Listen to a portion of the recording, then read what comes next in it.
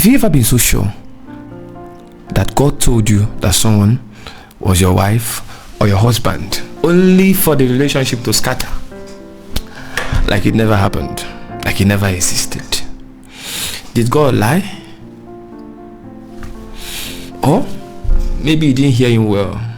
Today, I want to dismantle one of the biggest confusion in Christian relationships.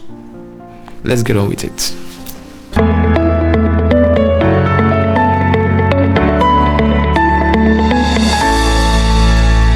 If you have ever had God about someone being your wife or your husband, and on the long run the relationship didn't work out, I want you to know few truths that is going to help you.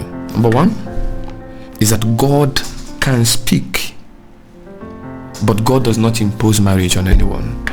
Yes, can I repeat it again? Number one, God can speak, but God does not impose marriage on anyone. It means that in as much as God has spoken, the individuals involved can still exercise their will. Yes, God does not take away the will of people just for people to obey him. Even angels had will. That was why there was war in heaven. If angels doesn't have will, there wouldn't have been war in heaven. So God allows people to exercise their will. The two people involved has to agree. That is why the scripture says in Amos 3 verse 3, can two work together except they agree? So there are cases where people involved in a relationship normally make statements like this. God said, God told me, therefore it's going to work. And sometimes I see maturity in these kinds of relationship, because the both parties or one of the party tends to become nonchalant to their responsibility, to the work they need to put in the relationship, hoping that just because God spoke it's going to happen. Nah, that God spoke doesn't mean it's going to happen. God also need you to make it happen. Number two, many Christians confuse divine revelation with emotional desire. Sometimes it's not really God that spoke, but just your feelings. You saw the guy, you liked him, saw the lady, you liked him. And sometimes we are forced or confused to say it was God that spoke. Many times it was not God, it was your emotion. So the question is, how do you know that is God or your emotion that is speaking? God's words and God's instructions are consistent with the previous ones he has given, and is consistent with scriptures as well. You know it is your emotion when it's chaotic, when there is anxiety, when there is fear. When God speaks, there is peace and there is calmness in your spirit. Number three, do you also know that God can show you a type of person but not the specific person? Let me explain.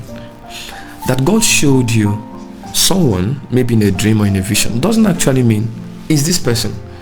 God is trying to show you that this is the type of person. That's why most times when you get up from a dream, pray, ask questions, consult mentors, talk to them.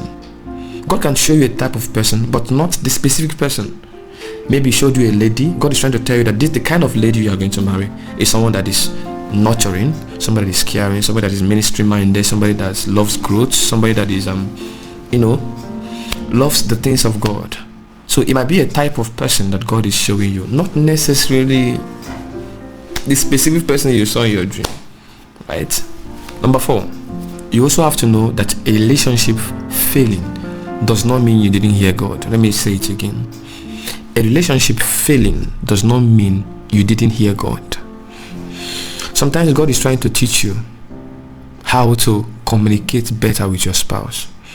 Do you know that God can validate a relationship, but the two people in the relationship can end up making the relationship not work because of poor communication, impatience, they also don't know how to set boundaries, and many other factors to it. That something failed didn't mean you did not hear God. God will also like you to also learn from something that is failed. If you're someone that does not communicate properly in your relationship, or you're too quick to give up, or you have anger issues, maybe a particular relationship that God gave you, the reason why it spoiled was because you had anger issues. Don't you think it's an opportunity after that one fails for you to work on the anger issue?